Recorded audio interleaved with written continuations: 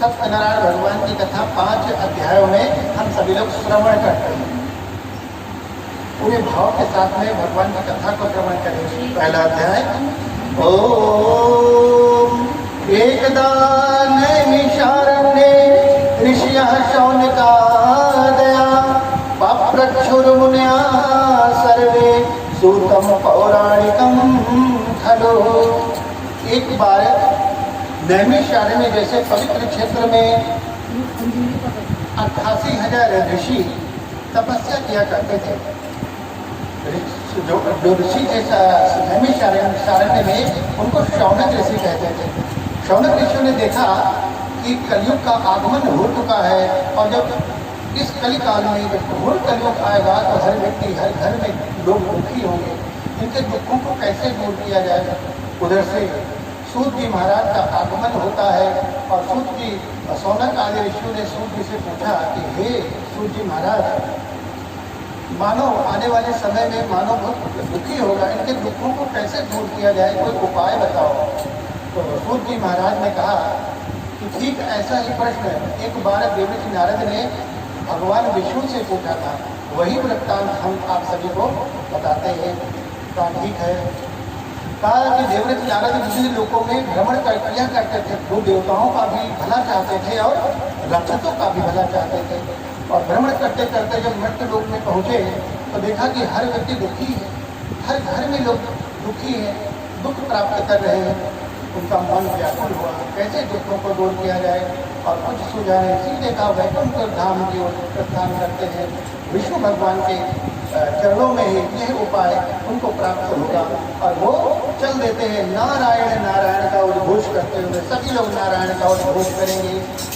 ओम श्रीमन्नारायण नारायण नारायण श्रीमन्नारायण नारायण नारायण श्रीमन्नारायण नारायण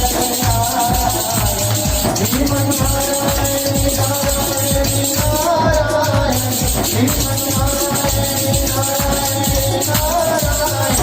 लक्ष्मी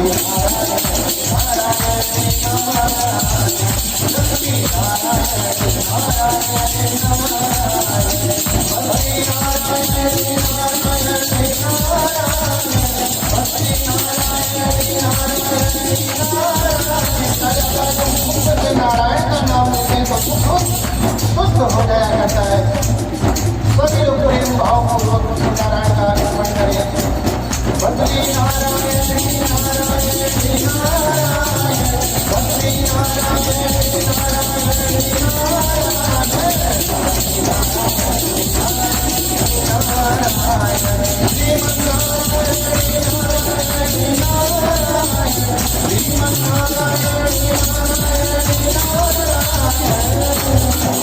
नारायण नारायण का उद्घोष करते हुए श्री देवऋषि नारद वैकुंठ धाम श्री विष्णु भगवान के पास पहुँचते हैं और विष्णु भगवान को चरणों में प्रणाम करते हैं और कहते हैं कि हे विष्णु भगवान, इस मृत्यु लोक में हर व्यक्ति दुखी है।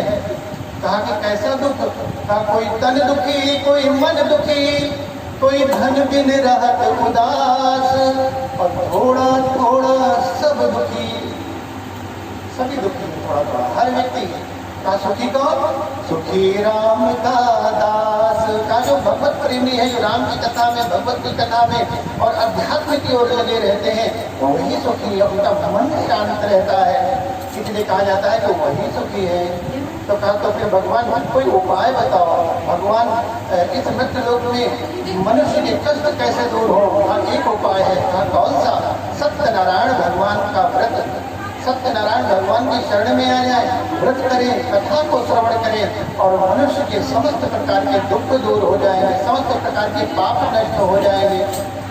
तो देवऋषि नारद ने कहा कि इस व्रत को करने का कोई विधान होगा। किम फलम किम विधानम च कृतम केन तद्व्रतम तत्सर्वं विस्तराद ब्रूहि कदा कार्यव्रतम। ताकि हे विष्णु भगवान, कोई ऐसा इसका फल क्या है, इसका विधान क्या है और इसको किन किन लोगों ने किया है, आप पूरा विस्तार पूर्वक बताया। विष्णु भगवान ने कहा इसका फल समस्त दुखों को दूर करने वाला है, समस्त पापों को दूर करने वाला है, समस्त कष्टों को दूर करने करने वाला है और मनोवांछित फल प्रदान करने वाला, यही इसके लाभ है। सत्यनारायण भगवान की कथा श्रवण करने का यह पुण्य है।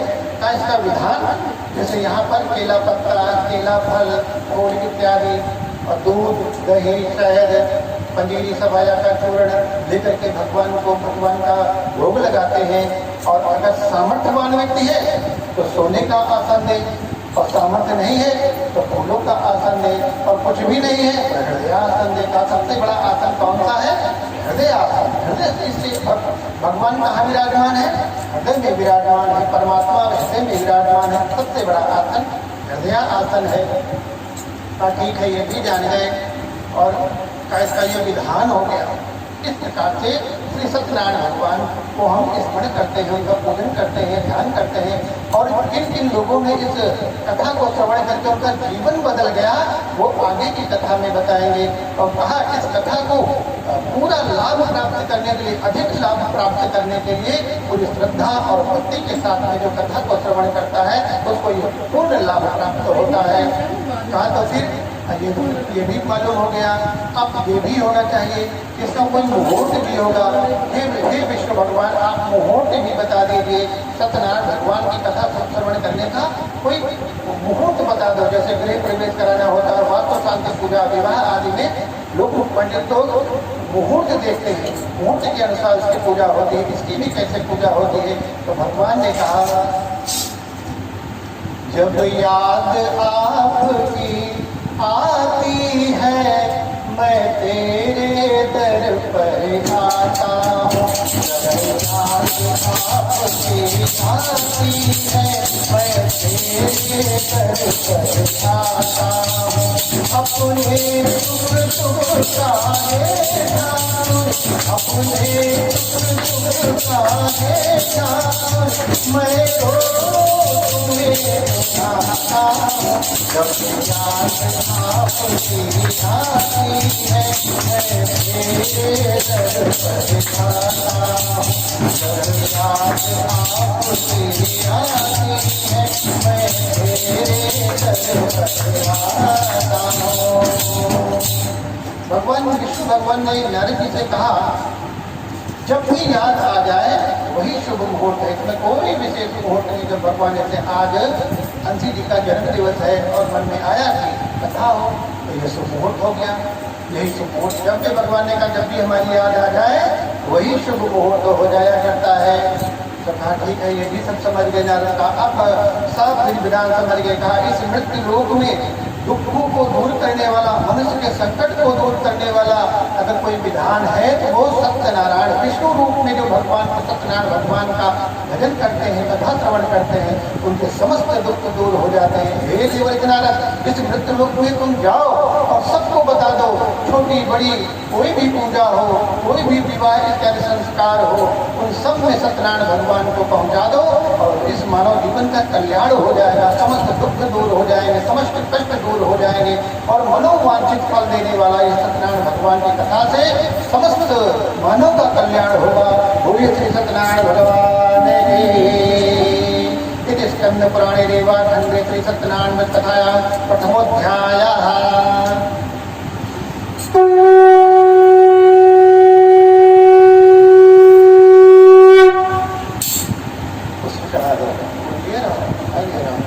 भगवान ने कहा ओम हरि ओम। अब दूसरे अध्याय की कथा सुनते हैं। भगवान कहते हैं दूसरे अध्याय में प्रवेश करते हैं। कहा अथान्यस्य प्रवसं प्रवक्ष्यामि कृतं येन पुरा दुजे कश्चित् काशीपुरे रम्ये ह्यासीत् विप्रोति निर्धना।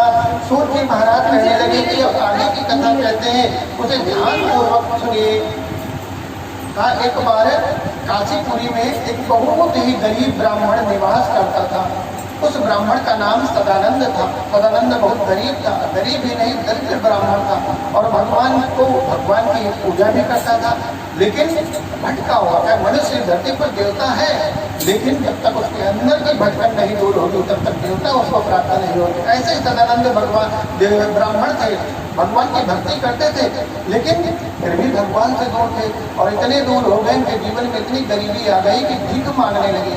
और वो रोने लगी। उनके घर में उनकी पत्नी, उनके बच्चे भूखे सोने लगे। एक टाइम भोजन करते, एक टाइम ऐसे ही सो जाते हैं और रोने लगते हैं। सदानंद ब्राह्मण और भगवान की याचना करते हैं, भगवान को पुकारते हैं कि आपका भक्त सदानंद ब्राह्मण आपकी काशी जैसी विद्वानों की नगरी में रहता है, फिर भी भिक्षा मांगता है और भिक्षा मांगने पर भिक्षा भी मिलती नहीं। हे भगवान, आ जाओ, अपने भक्त पर कृपा करो।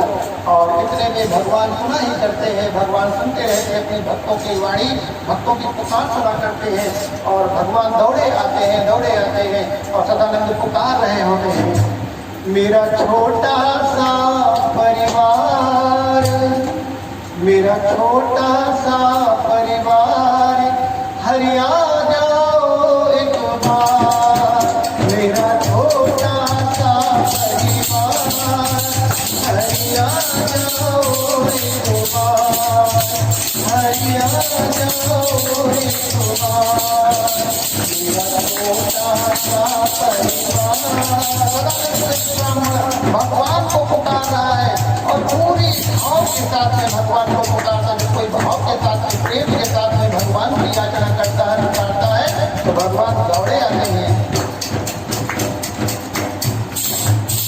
हम आए हैं पार तुम्हारे, हम उद्धार करो तुम्हारे। हम आए हैं पार तुम्हारे, हम उद्धार करो तुम्हारे। दास पुकार बसवन, दास पुकार बसवन, आ जाओ हरि, आ जाओ हरि, आ जाओ। सदानंद ब्राह्मण पूरे भाव और पूरी भक्ति के साथ में भगवान को पुकारता है और भगवान अपने भक्तों की आवाज, की पीड़ा सुनते रहते हैं। और भगवान एक वृद्ध ब्राह्मण का रूप धारण करके सदानंद ब्राह्मण के पास आते हैं और कहते हैं, हे सदानंद ब्राह्मण, भगवान को इतनी भक्ति के साथ में क्यों पुकार रहे हो? सदानंद ने कहा, हे ब्राह्मण देवता, हम काशी जैसे विद्वानों की नगरी में रहते हैं, ब्राह्मण कुल में हमारा जन्म हुआ, लेकिन फिर भी इतनी गरीबी आ गई है, भीख मांगने पर भीख भी नहीं मिलती है, परिवार बहुत दुखी है, हम बहुत दुखी हैं, रोते रहते हैं, कोई उपाय हो तो बताओ। ब्राह्मण देवता कहते हैं, एक उपाय है। कौन सा? सत्यनारायण भगवान का व्रत। सत्यनारायण भगवान विष्णु रूप में सत्यनारायण भगवान को ध्यान करो, श्री सत्यनारायण भगवान का व्रत करो, उनकी कथा को श्रवण करो, तुम्हारे जीवन में खुशियाँ आ जाएंगी। तो कहा, सदानंद ब्राह्मण ने कहा, कोई विधि विधान होगा वो भी बता दो। सारा विधि विधान ब्राह्मण देवता सदानंद ब्राह्मण को बता देते हैं और सदानंद ब्राह्मण ने भी मन में यह संकल्प कर लेता है कि अब हम सत्यनारायण भगवान की कृपा ही हमारे ऊपर जब होगी तभी हमारा जीवन बदलेगा। और संकल्प कर लेते हैं कि प्रातः काल हम सत्यनारायण भगवान का व्रत करेंगे और सायंकालीन बेला में हम सत्यनारायण भगवान की कथा को श्रवण करते हैं। और घर पहुंचता अपनी पत्नी को बताता है, लेकिन उसके पास न धन होता है न सामग्री होती है, कैसे क्या कथा श्रवण करेंगे, कैसे सामग्री लाएंगे। बहुत परेशान था, भगवान के ऊपर सब कुछ छोड़ दिया। हे ठाकुर जी, अब आपके ही ऊपर ये सब कुछ है, आप चाहें तो कथा ये व्रत करवा ले और चाहें तो आपकी लीला ही होगी तभी हो पाएगा। और वो प्रातः काल स्नान इत्यादि सदानंद ब्राह्मण करते हैं और संकल्प करते हैं कि आज सारा दिन हमारा व्रत रहेगा, सायंकालीन हम कथा को श्रवण करेंगे, सब आपकी कृपा से ही होनी है। आप चाहें तो कथा कर हो जाए और नहीं चाहेंगे तो नहीं हो पाएगी। और वो नहा धोकर पूजा इत्यादि करने के बाद सदानंद ब्राह्मण नगर की ओर चल देते हैं, क्योंकि पूजा की व्यवस्था करनी थी, पंडित जी को बुलाना था, योग्य ब्राह्मण के साथ वो बुलाकर कथा श्रवण करनी थी। और वो चल देते हैं, इधर चल देते हैं नगर की ओर कुछ लेने के लिए, कोई बड़ा सेठ होगा कुछ देगा, और चल देते हैं भगवान की भक्ति में। श्री कृष्ण गोविंद हरे मुरारी, हे नाथ नारायण वासुदेवा, श्री गोविंद हरे मुरारी, हे नाथ नारायण वासुदेवा, हे नाथ नारायण वासुदेवा, हे नाथ नारायण एक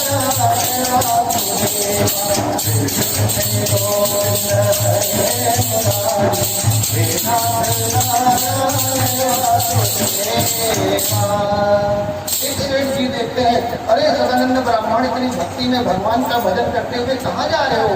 कहा आज हमारा व्रत है। कहा कैसा व्रत? सत्यनारायण भगवान का हमारा आज व्रत है और सायंकालीन कथा श्रवण करनी है, हमारे पास लेकिन कुछ है नहीं। तो सेठ जी कहते हैं कोई बात नहीं सदानंद, इतनी भक्ति तुम्हारे अंदर है, ये लोग कुछ दान दक्षिणा उनको दे देते हैं और दान दक्षिणा लेकर के फिर सदानंद देव ब्राह्मण आगे चल देते हैं। गोविंद बोलो हरि गोपाल बोलो, गोविंद बोलो हरि गोपाल बोलो, गोविंद बोलो हरि गोपाल बोलो, राधा रमण हरि गोविंद बोलो, राधा रमण हरि गोविंद बोलो, गोविंद बोलो हरि गोपाल बोलो, गोविंद बोलो हरि गोपाल बोलो, राधा रमण हरि गोविंद बोलो, राधा रमण हरि गोविंद बोलो। एक बड़ा सा हुकार देखता है, अरे सदानंद ब्राह्मण देवता कहाँ जा रहे हो भगवान की इतनी भक्ति के साथ में? कहा कि हे सेठ जी, आज हमारा व्रत है, सत्यनारायण भगवान का व्रत है, सायंकालीन कथा सुनी। एक सेठ जी ने कुछ दान दक्षिणा दी है, अभी कुछ बाकी है। कहा अब कहीं जाने की जरूरत नहीं, तुम्हारे अंदर की भक्ति देखकर हमारा हृदय प्रसन्न हो गया। अब भगवान आप ऐसी जगह आ गए हैं, कहीं जाने की जरूरत नहीं है। और खूब सारा उनको धन दे देते हैं, खूब सारा फल दूध मिठाई आदि सारी व्यवस्था करा देते हैं। और सदानंद ब्राह्मण सारी सामग्री लेकर के घर ले जाता है। पत्नी देखकर बहुत प्रसन्न होती है, अरे अब तो खूब बढ़िया सी कथा भी सुनेंगे, ब्राह्मण देवता को खूब सारी दक्षिणा भी देंगे और अपने गांव नगर में खूब प्रसाद भी सबको बांटेंगे, खूब खिलाएंगे, सबका पेट भर जाएगा। भगवान की कृपा ऐसी हुई, खूब शानदार उनकी कथा हुई, खूब मजे से कथा सुनी और नगर में खूब सारा प्रसाद बंटवा दिया। सब लोगों ने भरपेट प्रसाद खाया और भगवान को धन्यवाद दिया। और रात्रि काल में जब सदानंद ब्राह्मण कथा श्रवण करने के बाद में भी भगवान का ही ध्यान करता रहा, भगवान का ही ध्यान करता रहा, भगवान का ही ध्यान करते करते वो निद्रा में चला जाता है। और वो भगवान के प्रति सदानंद के अंदर आस्था कम नहीं पड़ी, भक्ति कम नहीं पड़ी।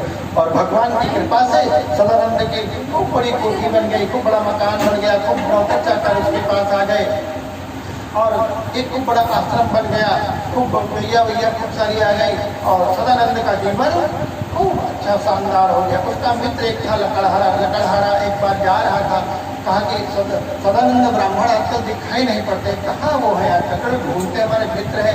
तो जाता है उस नगर में, एक व्यक्ति को रुको भाई, सदानंद ब्राह्मण यहाँ रहते थे, आजकल दिखाई नहीं पड़ते। अरे वो देखो जो ऊंची कोठी बनी है वो सदानंद की है। अरे वो कोठी, अरे वो वाले नहीं, कौन?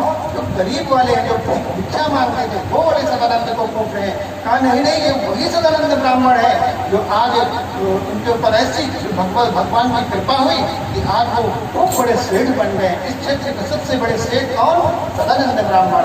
लकड़हारा वहाँ पर जाता है और सदानंद ब्राह्मण भगवान सत्यनारायण भगवान की पूजा में लगे हुए होते, पूजा कर रहे होते, कथा श्रवण कर रहे होते और लकड़हारा वहीं पर बैठ जाता है।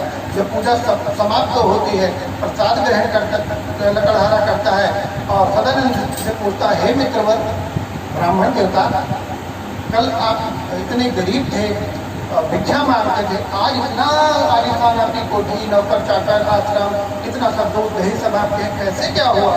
का ये वो लकड़हारा पूछने लगा। तब सदानंद ब्राह्मण कहते हैं, मेरा आपकी कृपा से, मेरा आपकी कृपा से सब काम हो रहा है, मेरा आपकी कृपा से सब काम हो रहा है। करते हो तुम कन्हैया, करते हो तुम कन्हैया, मेरा नाम हो रहा है, मेरा आपकी कृपा से सब काम हो रहा है। सदानंद ब्राह्मण ने कहा, ये जो कुछ भी आप वैभव देख रहे हो ये भगवान का दिया हुआ है, हमारा कुछ भी नहीं है, ये सब परमात्मा की लीला है। भगवान के प्रति आस्था थी और भगवान ने ये सब दे दिया। तो तो कैसे दे दिया?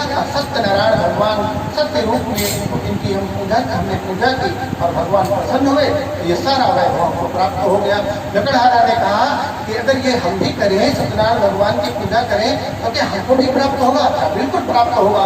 पूरी श्रद्धा और भक्ति के साथ में जो सत्यनारायण भगवान की कथा को श्रवण करता है, उसके जीवन में ऐसे ही खुशियाँ आ जाती है। तो कहा ठीक है, हमको भी कोई विधान बता दो, हमको इसका विधान नहीं मालूम है। तो कहा ठीक है, सदानंद ब्राह्मण जी उसको लकड़हारे को सारा विधि विधान बता देता है, कैसे क्या करना है। दूध, दही, सवाई का आटा और घी, शक्कर, फल इत्यादि, केला फल आदि ये सब लगेगा। और उस रात्रि काल में भगवान का ध्यान करते हुए शयन करना है। ये सब विधि विधान लकड़हारा समझकर अपने घर की ओर जाता है और घर की ओर पहुंचकर वो भी संकल्प करता है कि प्रातःकालीन में हमको सत्यनारायण भगवान का व्रत करना है और सायंकालीन में सत्यनारायण भगवान की कथा को श्रवण करना है। और प्रातःकाल में स्नान इत्यादि करने के बाद में व्रत रहता है और सायंकालीन योग ब्राह्मण को बुलाकर कथा को श्रवण करता है। और भगवान की ऐसी कृपा हुई कि लकड़हारे का भी जीवन बदल गया। इधर सत्यनारायण भगवान की कृपा से सदानंद का जीवन बदल गया, शानदार हो गया और लकड़हारे का भी जीवन दूर हो गया। इस प्रकार से इस मृत्यु लोक में जो कोई भी व्यक्ति श्री सत्यनारायण भगवान का व्रत करेगा, कथा को श्रवण करेगा, उसके जीवन में दुख, दरिद्रता, पाप मुक्त हो जाएगा और मनोवांछित धन धान की वृद्धि होगी और मनोवांछित फल प्राप्त होगा। बोलिए श्री सत्यनारायण भगवान की। श्री स्कंद पुराणे श्री दिवाखंडे श्री सत्यनारायण व्रत कथायां 3 अध्यायः